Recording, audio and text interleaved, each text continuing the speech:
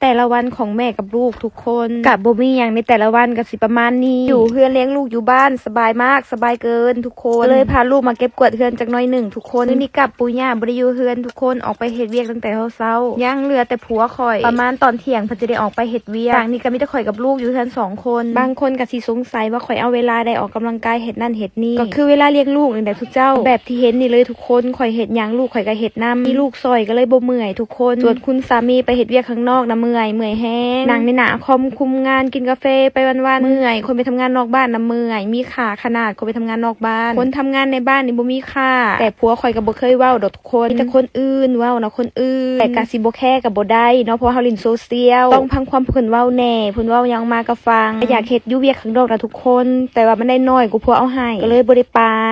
เคยได้ยินคำนี้บ่ต้องหาเงินเพื่อดูแลตัวเองอย่าหาเงินเพื่อรักษาตัวเองนะจ๊ะทุกคนนี่ก็ยังมีพอเก็บพอกินพอใช้อยู่ถ้าข่อยออกไปหาอีกคนเงินสิบ่มีบ่งเก็บพวกเจ้า